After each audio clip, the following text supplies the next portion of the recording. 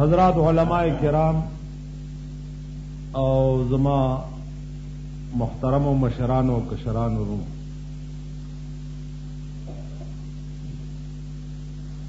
ز د تقریر کول په نیت راغلم نه ما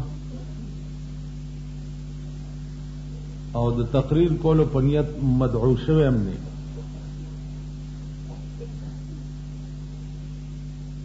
باناو دعوت داو چې د معصوم بچی د قرآن ختم دے او په دعا کې شرکت پکارا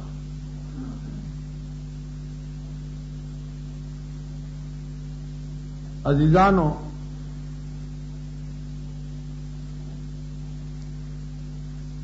د کوم کتاب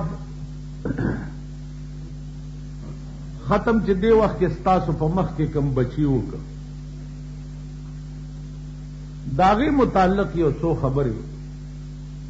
ستاسو په مخ کې عرض کول باقی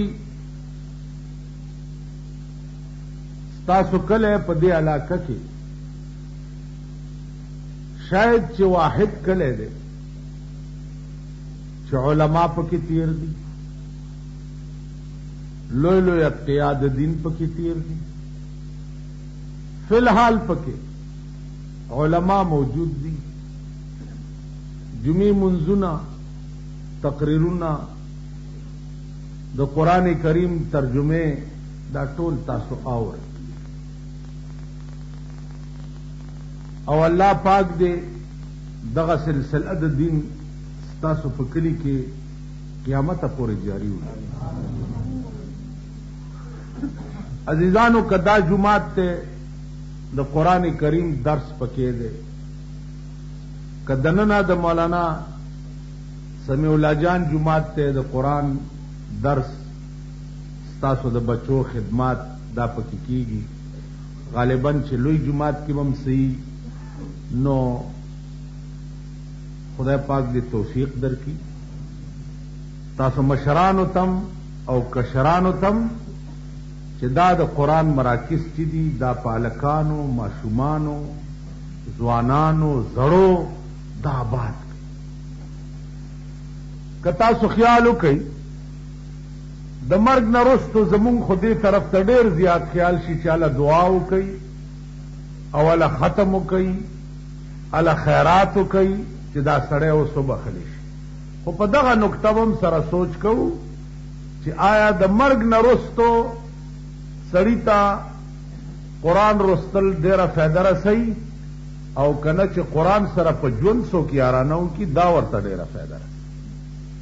خیال امرا اوس مرګ نه وروسته ما سپارې په سر کړي دي او در پسې وایم دا به تا ته ډېره فایده رسوي او که دې سپارې ته ته په خپله ناستې او په سپارې د پاسه مړ شې دا به تا ته ډېره فایده رسوي نو دومره عقل تاسو هم لرئ چې دنیا کې چا قرآن سره دشمنی کړي نو د مرګ نه وروسته به قرآن د هغه وکالت څنګه کوي دې خبره خو تاسو خو ګوره پخه غلام واحد کلی دی چې د یو نظریې کلی دی او پوه خلق یې زما ستاسو متعلق ګوره ډېره ښه عقیده ده خو چې دا عقیده مې خرابه نه کوي ویم چې دشمن پسې څوک شپارس کولو ته تاڼۍ ته ځي کچرو ته ځي نو قرآن سره چې د چا په ژوند کې دشمنی وه نو د مرګ نه وروسته چې زه قرآن ته وایم چې لاړ شه دې سړي ضمانت وکړه نو دا قرآن به الټه په ما لعنت نه وي تاسو خیال راغی دې وجې نه عزیزانو دې علماو په دې درسونو کې قرآن سره په ژوند یارانه جوړه کوي په ژوند ور سره تعلق جوړ کوي په ژوند ور سره رابطه پیدا کوي نو د مرګ نه وروسته به ټول قرآن خو پرېږده یو تبارک الذی چې د شپې سملاستې او د لستا نو د مرګ نه وروسته به دا تبارک الذی ستا په قبر تر قیامت پورې څوکیدار ولاړي او ستا قبر ته به عذاب نه راپرېږدي تاسو خیال راغی یو تبارک الذی زمونږ د ملک رواج د جمعې په شپه تبارک الذی وایي، تاسو خیال کړئ جمعې په شپې تبارک الذی خبره نه ده، هر شپه به هر سړی په خپله وایي، دا نه چې امام به وایي او ته به اورې، نه، هر سړی به د سملاستو نه مخکې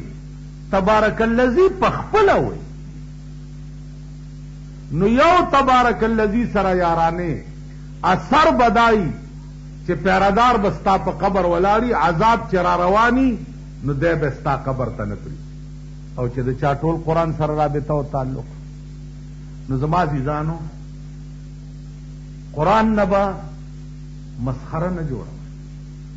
لکه د پاکستان حکومت چې ته مسخره جوړه کړي. الله دې په دنیا کې داسې هیڅ شی ونه شرموي لکه په پاکستان کې چې قرآن شرمېدلی، په پاکستان کې چې دین شرمېدلی دی، په پاکستان کې چې حیا څنګه شرمېدلی ده، په پاکستان کې چې غیرت څنګه شرمېدلی. تاسو وګورئ د پاکستانیانو دا هغه قوم چې د دوی ښځو به پرتوک د پاسه دلاخې اغوستې چې د پرتوک کپړه مې پردی سړی ونه ګوري. دا هغه قومو چې د دوی د ښځو د زړو جامو چیړې به په ډیران پردي سړي نه لیدې. نن هغه حیا د دې قوم وګوره، نن د دې قوم د 5 کالو ماشوم به کور نه پرېښو چې دا هلک دی. دې قوم کې داسې خلق تیر شوي دي چې نر چرګ به کور نه پرېښو، نر چرګ. نن هغه قوم وګوره ټي وي ګانې په کور کې دي او ښځې او نر چې دی د جمعې په شپه د سنډاګانو میټینګ. بیا ټي وي مونږ ټي وي غم جړلو، ټي وي دا ټي وي دا ټي وي دا ها ټي وي اورېږه چې داسې بلا درته راولو چې ټي وي دې هېره شي. وی سی آر راغی، بیا په وی سی آر دې غیرتمند قوم 10 روپۍ ټکټ لګولو، کورونو ته بدماشان، لپنګان، لچران، لوفران دا راولي 10 روپۍ تیالي او په کور کې ورته فلم کوي. دا هغه شرمېدلی قوم. تاسو خیال راغی عزیزانو؟ عرض داو چې په شرم موږ ټولو شرمېدو، خو څوک د خاورو کور کې پکې و شرمېدو، څوک په بنگله کې پکې شرمېدلی ټول. د چا چې څومره وس دی عمره د دین نه باغي دی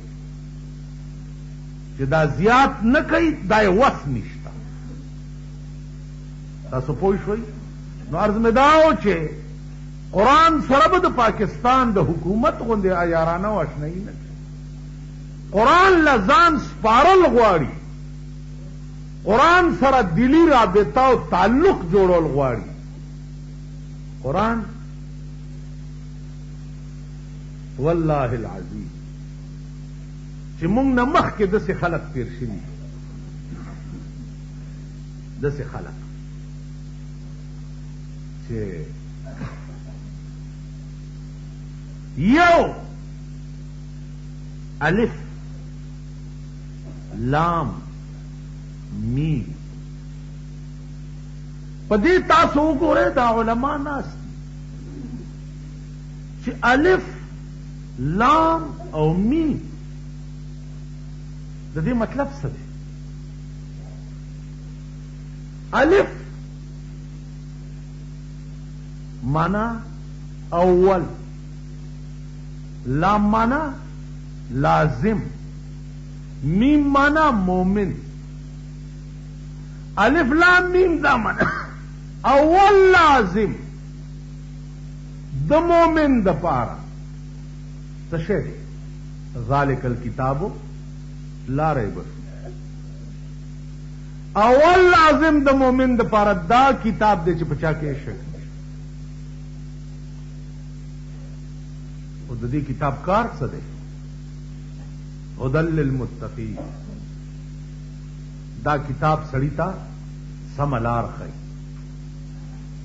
د خدای لار ورته ښیي. د جناب محمد رسول الله سره رابطه او تعلق ورته ښیي د دې کتاب دا کار. عزیزان په پاکستان کې نن هغه خلقو ته علما ویلی شو تاسو وده یئ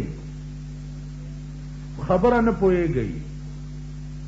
په دغې پوهېدئ چې بله ورځ یم صاحبه دا منبران پاس کړي دي منبرانو حال مو کتو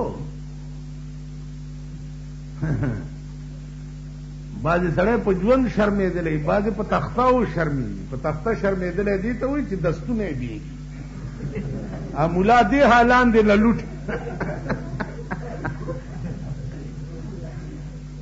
ملا غریب لاندې نه ورته مالوچ وایي ویه ټینګېږي نه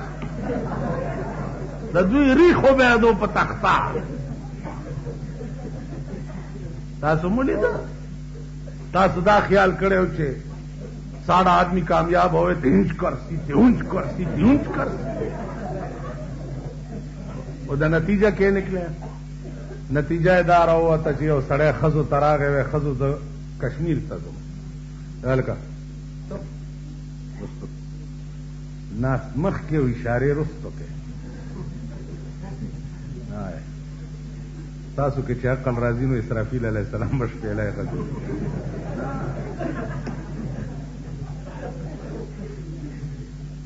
سوچ کئی کہ تاسو خیالو کئی خر ام پخپل ڈیوٹائی سوچ کڑے رہے کہ بار پہ واچے سنیغ روانی که نہیں روانی مجال دے چا خوادی خوش پا کم الار چه د مالک تلل غواړي نیغ روانی دا نوی چی یا درون دے یا سپک دے یا دا دے خو سرخ کتا کڑی و روانی چاته چې د خپل زندګۍ او د ډیوټۍ پته ده مونږ خر نه هم زیات غمقل دي مونږ ته د خپل زندګۍ او د خپل ډیوټۍ پته ده. عزیزانو سړی راغی کور ته زه کشمیر ته ځم ښځو ورته ویل کشمیر کې څه کوې غذا کو داسې غذا کوم چې د کافر به داسې او داسې او داسې چې ټول مړه ښځو ویل ما سړي ویل نه پریدم اینا ویزنو خدای پامان تورا ور سره ده چې کشمیر ته لاړو اوس بمباری شروع جګړم شي دی کله د یو غرب بیخته منډه ووي کله د یو کاڼي لاندې سر نه باسي یا الله څه په غضب واوري څه ګوري چې یو خر ولاړ دی ګیا اخلي دی وي یا الله دا خر څه بېغمه دی د دې بمونو په غړمباډو